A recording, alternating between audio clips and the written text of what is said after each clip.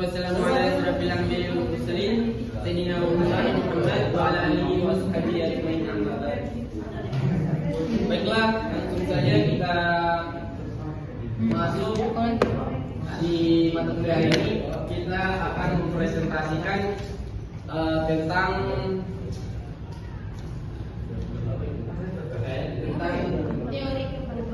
teori kepribadian menurut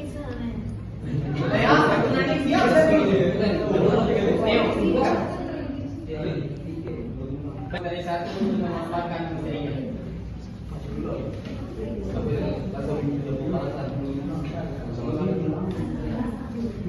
Bagi Freud, rumusnya masalah. Pertama, bagaimana latar belakang dan dasar pemikiran Freud. Yang kedua, bagaimana struktur kepribadian menurut Freud. Ketiga, bagaimana tingkatan kesetaraan menurut Freud. Yang keempat, apa saja mekanisme pertahanan ego. Kelima, bagaimana tahap perkembangan psikoseksual. Keenam, bagaimana aplikasi teori Freud dalam memahami tentang orang. Bagian kedua pembahasan. Pertama, memahami konsep dasar teori psikoanalisis Freud. Yang kedua, mengetahui struktur kepribadian, tingkatan kesadaran, dan mekanisme pertahanan ego. Ketiga, memahami tahap perkembangan psikoseksual. Yang keempat, menganalisis aplikasi teori Freud dalam kehidupan sehari-hari. Bagian A, pengertian struktur kepribadian, ide, ego, superego. Yang pertama itu ide. Bagian paling primitif dari kepribadian berisi dorongan instinktual dan bekerja berdasarkan prinsip kesenangan. ID tidak mempertimbangkan realitas maupun moralitas. Yang kedua yaitu ego. Ego bagian rasional yang berfungsi sebagai penengah antara ide dan realitas. Bekerja dengan prinsip realitas. Ego membantu individu menyalurkan dorongan ide dengan cara yang dapat diterima. Yang ketiga yaitu superego, bagian moral yang mewakili nilai, norma, dan hati nurani. Superego terbentuk dari internalisasi aturan sosial dan orang tua. Bagian B, tingkat kesadaran. Freud membagi aktivitas mental ke dalam 3 tingkatan kesadaran. Yang pertama, sadar, pikiran, perasaan, dan pengalaman yang disadari pada saat tertentu. Bagian 2, prasadar, memori dan informasi yang tidak selalu disadari namun dapat dengan mudah dipanggil kembali. Bagian 3, tidak sadar, bagian terbesar dari pikiran berisi dorongan, ingatan, dan konflik yang ditekan karena dianggap tidak pantas atau menyakitkan. Tingkatan tidak sadar inilah yang membuat Freud paling berpengaruh terhadap perilaku manusia, meski individu tidak menyadarinya. Bagian C, mekanisme pertahanan ego. Ego menggunakan berbagai mekanisme untuk melindungi diri dari kecemasan akibat konflik antara ide, ego, dan superego. Mekanisme ini bekerja secara tidak sadar. Misalnya, represi, menekan ingatan atau perasaan menyakitkan ke alam bawah sadar. Proyeksi, mengatribusikan perasaan sendiri kepada orang lain.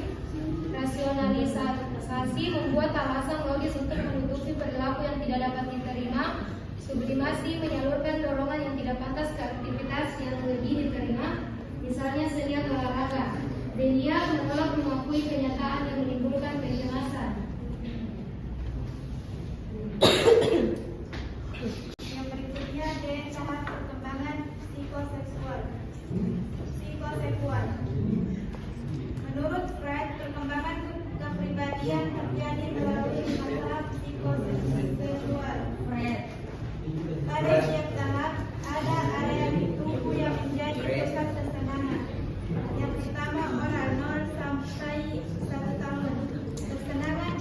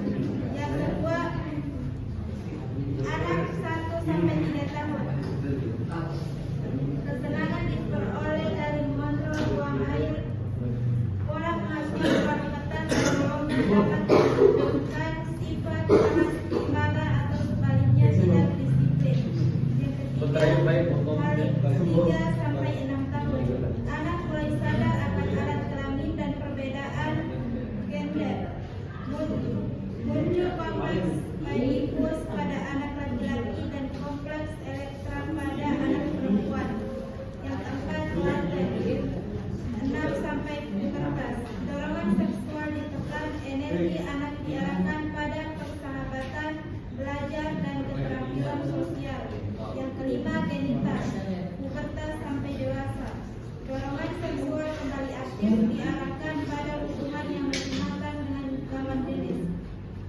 Pembahasan yang berikut aplikasi teori Freud dalam memahami perilaku.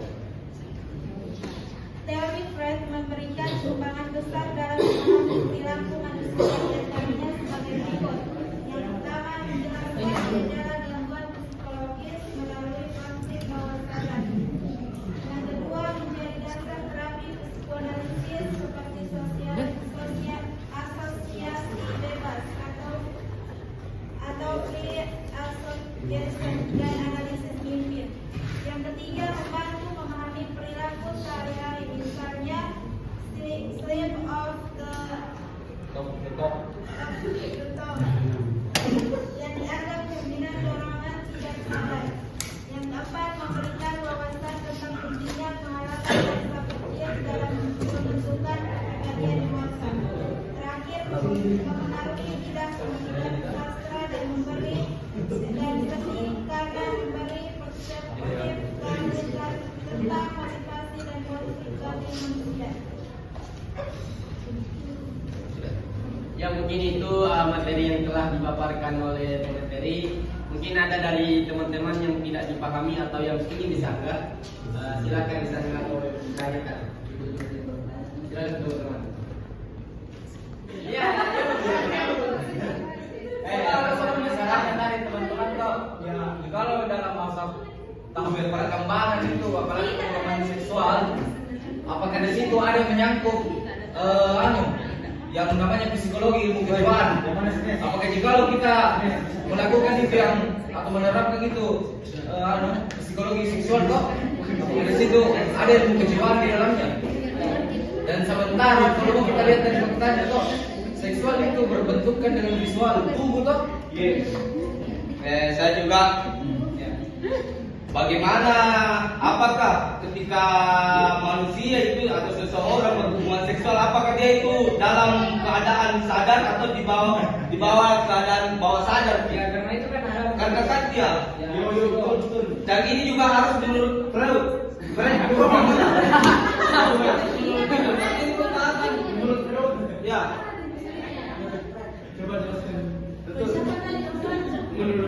Dua orang.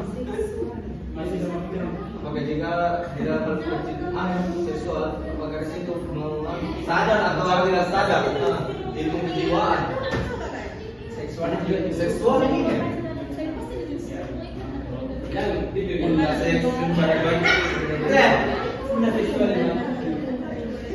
Realistis saja kok. Kita kesadaran. Karena kalau otomatis kan anton nafsu yang jalan bukan akal, toh? Karena manusia memang pada saat lahir dia itu dibekali oleh dua, akal dan hawa nafsu. Iya. Toh? Tidak. Dan menurut itu harus menurut Freud. Freud.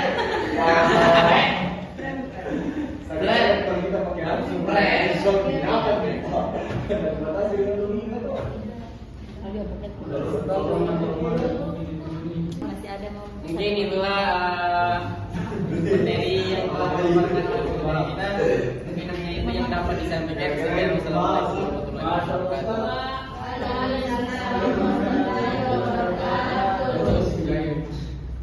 Nah, apa ini? Selesai nih? Selesai,